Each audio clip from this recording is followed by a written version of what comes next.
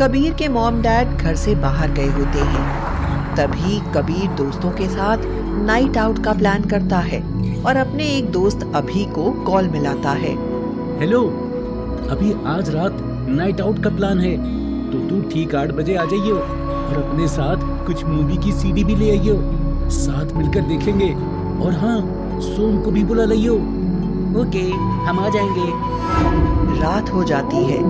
अभी और सोम दोनों कबीर के घर आ जाते हैं नाइट आउट के लिए। सभी हॉल में बैठकर मूवी एंजॉय कर रहे होते हैं। अबे यार, ये कोई हॉरर मूवी है, बिल्कुल बकवास है। नाइट आउट का सारा मजा खराब कर दिया इसने। ओहो, तो तुझे हॉरर फील चाहिए तो एक काम करते हैं, वो चौक वाला पुराना घर है ना, वहाँ चलते हैं। पागल हो गया तुम? पता नहीं क्या तुम्हें? वहाँ आज तक जो भी गया है कभी वापस नहीं आया। अबे चल चल, पट्टू है तू, डरपोक कहीं का। कुछ नहीं है वहाँ, मैं जाऊंगा और वापस भी आकर दिखाऊंगा। चल जा जा, मैं फट्टू नहीं हूँ। चल मैं भी चलूंगा और तुझे दिखा दूंगा मैं डरपोक नहीं हूँ। तीनों मिलकर चौक वाले पुराने घर जाने लगते हैं। तीनों कुछ ही देर में उस घर के मेन गेट पर आकर खड़े हो जाते हैं। तभी तीनों धक्का मारकर गेट खोलने की कोशिश करते हैं, लेकिन गेट नहीं खुलता है। तीनों वहां से लौटकर वापस घर के लिए मुड़ जाते हैं। तभी उनके मुड़ते ही गेट अपने आप खुल जाता है, लेकिन अंदर जाने को कोई भी आगे नहीं बढ़ रहा था। इतने में सबसे आगे खड़े कबीर को पीछे खड़े सोम ने जोर का धक्का दिया, जिससे कबीर घर में चला गया। उसके पीछे पीछे हंसते हुए बाकी दोनों भी घर के अंदर आ गए। सोम, ये तूने अच्छा नहीं किया, धक्का कैसे मारा? तभी सोम एक बार फिर धक्का मार देता है और हंसने लगता है। ऐसे मारा था धक्का। अरे जाने दे यार, वैसे इस घर में काफी अंधेरा है, मैं लाइट ऑन कर देता हूँ। वैसे भी तू मेरा सच्चा दोस्त है। अच्छा ये बता, अगर मैं इंसान होकर अगर सुअर होता तो भी क्या सुअर बनता मेरी दोस्ती के लिए? सुअर तो नहीं बनता, लेकिन इंसान होने के नाते तुझे कीचड़ में जरूर डाल देता। दोनों जोर से हंसने लगते हैं। तभी पीछे से गेट बंद हो जाता है। क्या यार, हवा से बंद हो गया होगा। चल अंदर चलकर देखते हैं। सभी अलग अलग होकर पूरे घर में घूमने लगते हैं। कबीर डरता हुआ एक रूम में आ जाता है, जहाँ एक मिरर होता है। वो मिरर में देखते हुए कहता है, हाँ, घर पुराना है, लेकिन ऐसा लगता है अभी भी कोई यहाँ रहता है। कितना साफ है। तभी अचानक वहाँ पास में रखा एक गिलास नीचे गिर जाता है। कबीर उसको उठाने के लिए नीचे झुकता है। मिरर में कबीर जैसा ही कोई होता है, जो एक डरावनी हंसी हंसता है। जैसे ही कबीर ऊपर उठकर मिरर में देखता है, वो उस डरावने कबीर को देखकर डर जाता है और चीखते हुए बाहर भागता है। ओह, भागो यहाँ से, भागो। क्या हुआ? अरे तू चिल्ला क्यों रहा है? कबीर डरते हुए बाहर हॉल में आकर दोनों को बताता है कि उसने अपने जैसा दिखने वाला इंसान देखा, लेकिन दोनों ही उस पर हंसने लगते हैं। अच्छा मजाक था, लेकिन हम दोनों नहीं डरे। चलो अब घर चलते हैं, यहाँ कुछ भी नहीं है। मैंने तो कहा ही था, यहाँ कोई भूत नहीं है। देखो, हम यहाँ से जिंदा ही जा रहे हैं। तीनों वहाँ से निकलकर कबीर के घर आ जाते हैं। यार बहुत भूख लग रही है, खाना ऑर्डर कर ले। हाँ, मुझे भी लग रही है भूख। चल मैं ऑर्डर करता हूँ।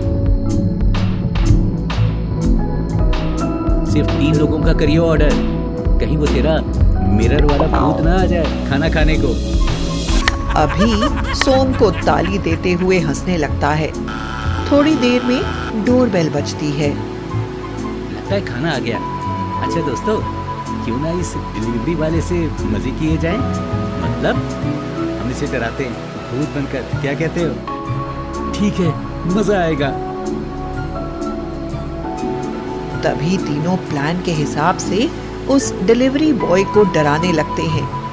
घर की सभी लाइट्स ऑफ कर देते हैं और जैसे ही डिलीवरी बॉय एक बार फिर बेल बजाता है, तब कबीर धागे की मदद से डोर को ओपन करता है।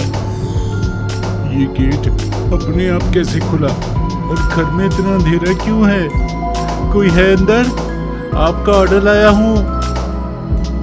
आवाज लगाता हुआ डिलीवरी बॉय घर के अंदर आ जाता है, लेकिन वहां उसे कोई दिखाई नहीं देता। तभी काला कपड़ा ओढ़े सोम तेजी से उस डिलीवरी बॉय के पीछे से निकल जाता है। कौन था वहाँ? कौन है? सामने आओ। अब अभी डरावनी आवाज में बोलता है, तो तुम हमारा खाना लाए हो? हाँ सर, ये ले लीजिए। नहीं, हमें ये नहीं चाहिए, हम तो तुम्हें खाएंगे।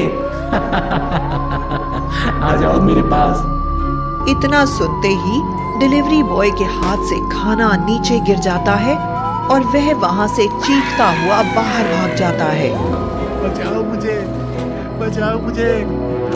डिलीवरी बॉय के भागकर जाते ही सोम गेट बंद कर देता है और तीनों जोर से हंसने लगते हैं। ये लो, मजा आ गया नाइट आउट का और फ्री में खाना भी मिल गया। चलो तुम दोनों बैठो, मैं निकाल कर लाता हूँ प्लेट में। इतना कहकर अभी किचन में चला गया और खाना प्लेट में निकालने लगा। तभी वो खाने को टेस्ट भी करता है। एक बार दोबारा डोरबेल बजती है। इस वक्त कौन होगा? रुक, मैं देख कर आता हूँ। अभी खाना जल्दी लेकर आ, भूख लग रही है यार। कबीर जैसे ही गेट खोलता है, उसके सामने डिलीवरी बॉय खड़ा होता है। सर, आपका ऑर्डर। नहीं, हमें तो ऑर्डर मिल गया अभी अभी 2 मिनट पहले ही। नहीं सर, ये देखिए आपका बिल। कबीर पैसे देकर वो खाना ले आता है और गेट बंद करके अंदर आता है। तभी सोम भी वहां आ जाता है। क्या हुआ? अब ये किसने मंगवाया? हमारा खाना तो आ गया ना? हाँ यार, मैं भी तो वही सोच रहा हूँ। चल अभी से पूछते हैं। दोनों किचन में जाते हैं और वहां जाकर वो अभी को मरा हुआ देखते हैं। अभी जमीन पर गिरा हुआ होता है, उसके मुंह से झाग निकल रही होती है। अभी उठ, क्या हुआ तुझे? ये खाना तो भी आया था, ये सब कैसे गया? उसमें तो कीड़े पड़ गए हैं। कुछ अजीब है यहाँ। भाग यहाँ से सो, वरना हम भी मारे जाएंगे।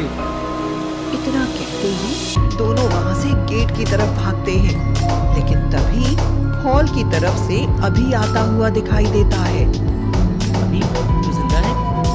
हाँ, मुझे क्या हुआ? सोम, भाग यहाँ से, ये अभी नहीं है। कबीर सोम का हाथ पकड़कर खींचने लगता है।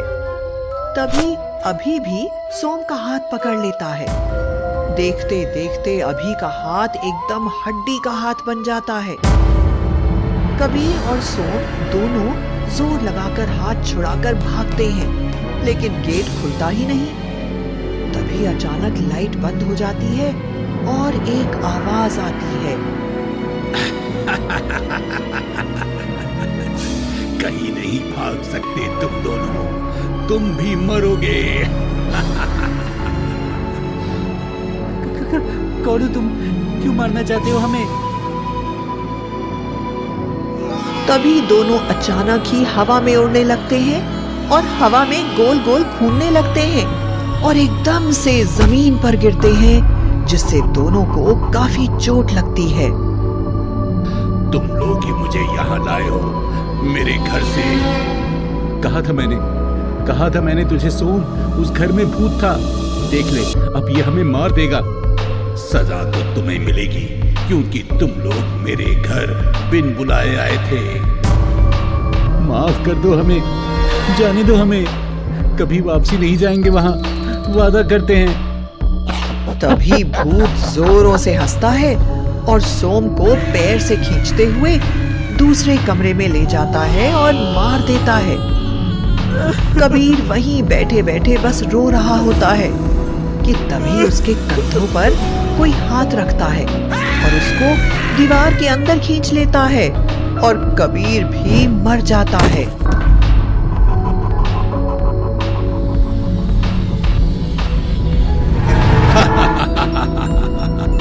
क्यों अब लगाना डर? भूत से मजाक मौत को बुलावा देने के बराबर है। एक डरावनी हंसी हंसते हुए वो भूत नाइट आउट को लास्ट नाइट आउट बनाकर वहां से चला जाता है। बात बहुत पुरानी है। महुआ गांव के लोगों ने पंचायत से सलाह लेकर मिलजुल कर नदी से नहर खोदकर अपने खेतों तक सिंचाई की व्यवस्था कर ली। इस काम में औरतों का भी बड़ा योगदान था।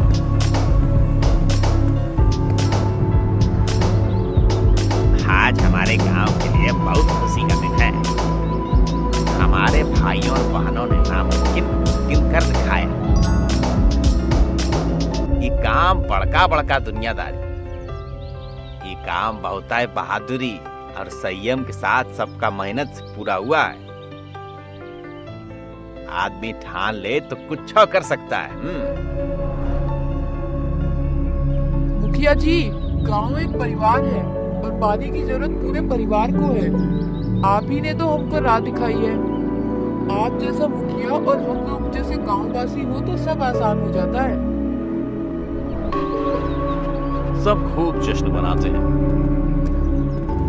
इसी बीच पड़ोसी गांव मकीपुर के लोग भीड़ में शामिल हो जाते हैं, मार पीट करने लगते हैं, जिसमें कुछ लोग घायल हो जाते हैं। कुछ लोगों को अस्पताल में भर्ती करवाया जाता है। अस्पताल में सबको देखने मुखिया जी आते हैं। कौन लोग थे जो हमारे रंग में भंग कर दिए? हमारे अपने लोग कभी ऐसा नहीं कर सकते। तभी डॉक्टर वहां आ जाता है। विमला, जिसे पूरा गांव प्यार से अम्मा कहता था, उसके बारे में खबर देता है। अम्मा नहीं, हम उन्हें नहीं बचा पाए, सॉरी।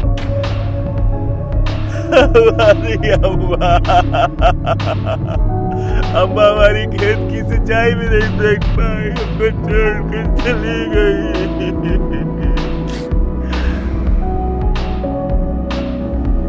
उसे उसके साथी संभालते हैं।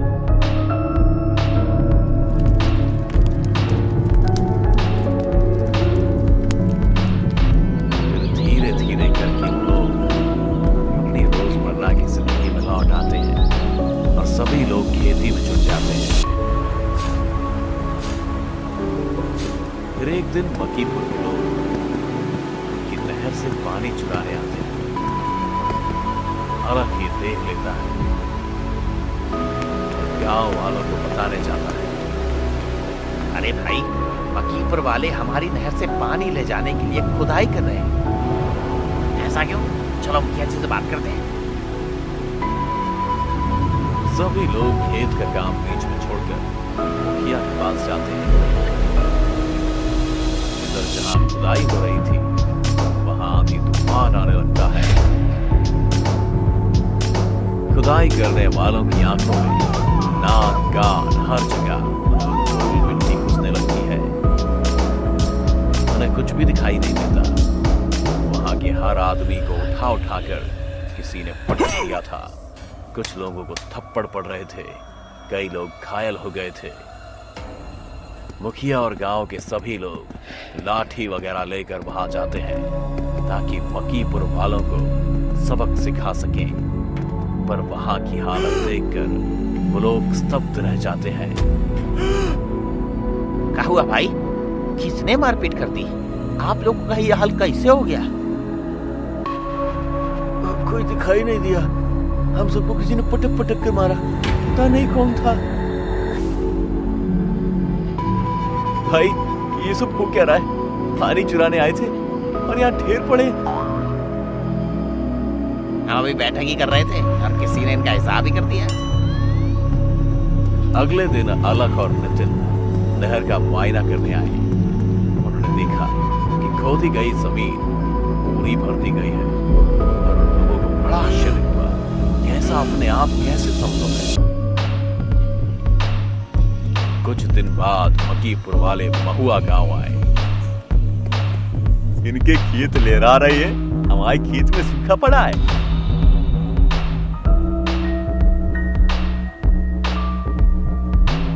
अरे जिनकी नहर से पानी ले जाने की व्यवस्था तो करनी पड़ेगी भाई साहब। मकीपुर वाले पूरी योजना के साथ रात के अंधेरे में नहर के पास पहुंच गए। वहां एक महिला आराम से बैठकर नहर को देख रही थी। क्या बात है बूढ़ी अम्मा, क्या नहीं आ रही हो?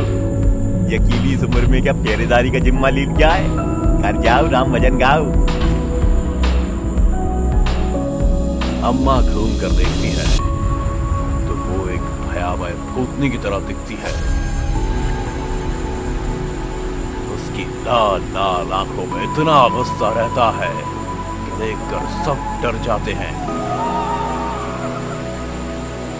अरे तुम तो अम्मा हो। वो सबको घूर घूर कर देखती है। सब लुढ़कने गिरने लगता है। धूल भरी आंधी चलने लगती है। कोई वहां ठहर नहीं पाता। सब भाग जाते हैं। अम्मा भी गायब हो जाती है।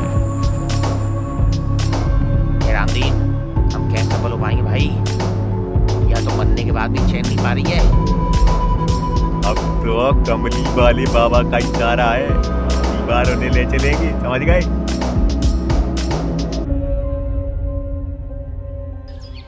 कुछ दिनों बाद महुआ गांव के लोग निश्चिंत हो जाते हैं और अपने अपने काम में मशगूल हो जाते हैं। एक रात पूरी तैयारी से मकीपुर वाले नहर बनाने के लिए जमा हो जाते हैं। कमली वाले बाबा भी साथ होते हैं। तभी जोर से बिजली कड़कने लगती है। आंधी आ जाती है। पेड़ गिरते हैं और कई लोग दब जाते हैं। चीख पुकार मच जाती है। दूर खड़ी अम्मा की रूह ये सब देख रही होती है। कमली वाले बाबा हाथ में जल लिए और मंत्र बुदबुदाते अम्मा की ओर बढ़ते हैं। रुक जा डोंगी, तेरा ये तंत्र मंत्र मुझ पर काम नहीं करेगा।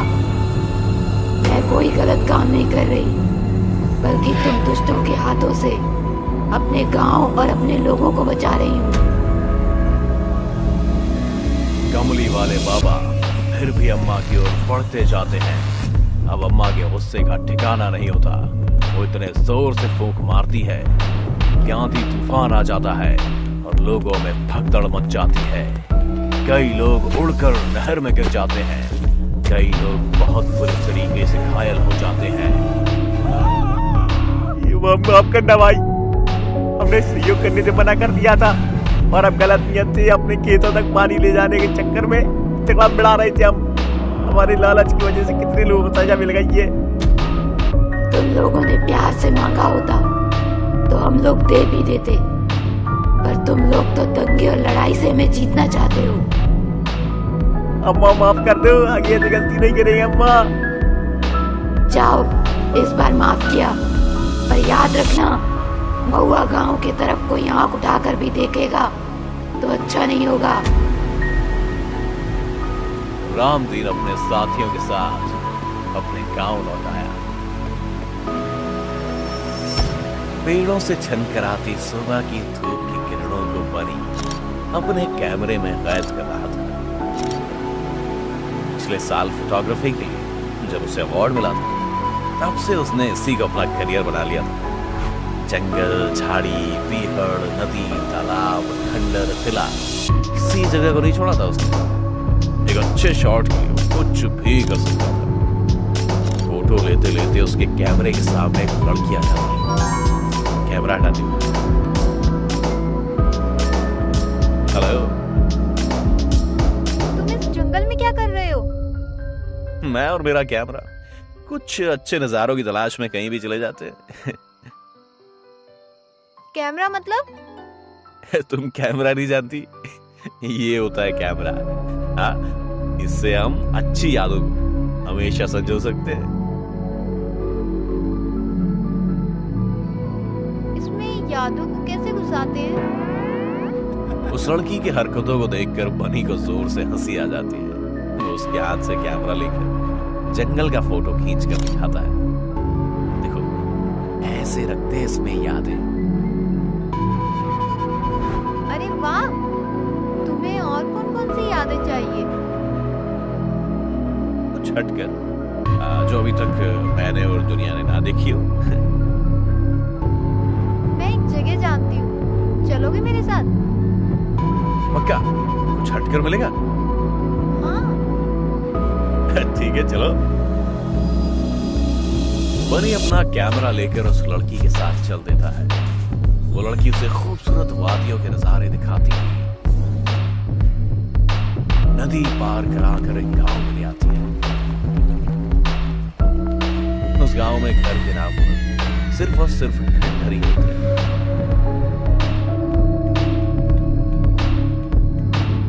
ये कैसी जगह है? हम लोग ऐसे ही रहते हैं। वो सामने वाला घर मेरा है। और वो हाथ पकड़कर उसे अपने खंडहर में ले जाती है। बनी को वो सिर्फ एक खंडहर दिखता है, जहां से उसे कोई नजर नहीं आता। पर लड़की बड़ी उत्सुकता से उसे बताती रहती है। ये मेरी माँ है, ये मेरी दीदी है, और बगल वाला खंडहर मेरी मौसी जी का है। मुझे तो यहाँ कुछ नहीं दिख रहा। क्या बोल रही हो? तुम्हें कुछ नहीं दिख रहा क्या? पागल हो गई हो क्या? क्या कुछ है ही नहीं तो दिखेगा क्या? हा? अरे इतने सारे लोग तो हैं। कितनी पुरानी पुरानी कारीगरी की हुई शिल्प है। ध्यान से देखो। तुम्हारा नाम क्या है? अच्छा, एक काम करो, कैमरा निकाल लो, उससे शायद दिख जाए। मैंने पूछा तुम्हारा नाम क्या है? सब लोग परेशान हो जाएंगे। चुप हो जाओ। तुम अपने कैमरे से देखो ना। उस वक्त उस अंधेरे खंडहर में हल्की लाल रोशनी होती है और एक डरावनी आवाज आती है। ये सुनकर तो बनी की डर से हालत खराब हो जाती है। अब उसे सब दिखने लगता है, आवाजें भी सुनाई देने लगती हैं। ये कौन हल्ला मचा रहा? हमारे सोने के समय में कौन आ गया? मैं हूँ अम्मा, देखो एक मेहमान लाई हूँ।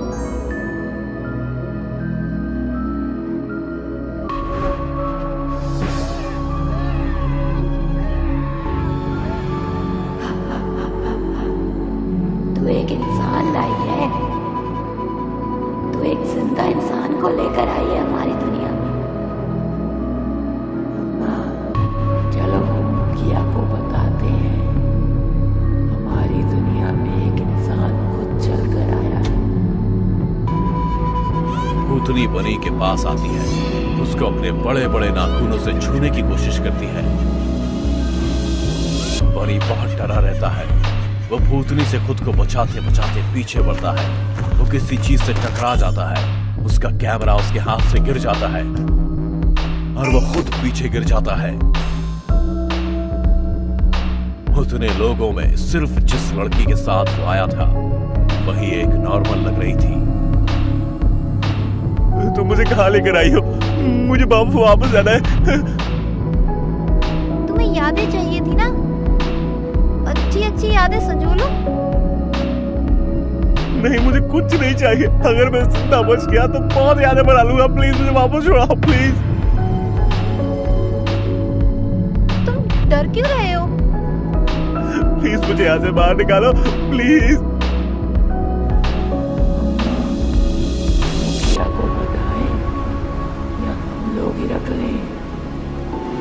यह मानव शरीर 1 महीना पुराना हो गया।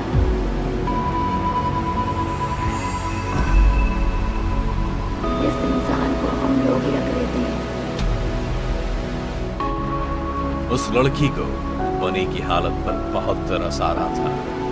उसने उसे बाहर निकालने का सोचा।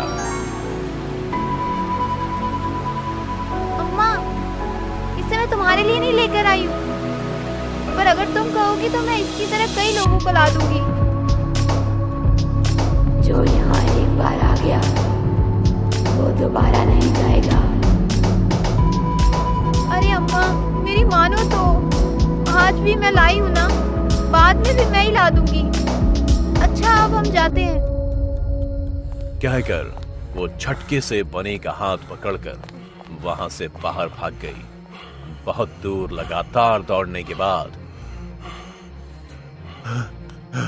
तुम कौन हो? तुम सच में मुझे बचाना चाहती हो या अकेले एक जिंदा इंसान के मजे लेना चाहती हो?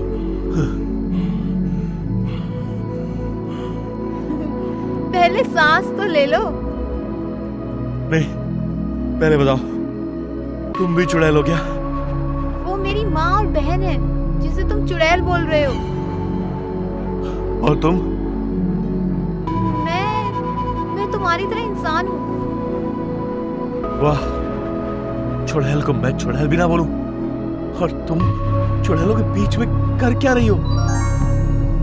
बहुत साल पहले दो गांव के आपसी झगड़ों में लोगों ने एक दूसरे को मारकर पूरा गांव खत्म कर दिया था।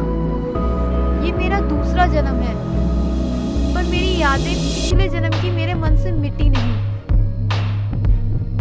तो मैं अपना गांव देखने आई थी और फिर इन लोगों की हालत देखकर मैं यहीं रह गई।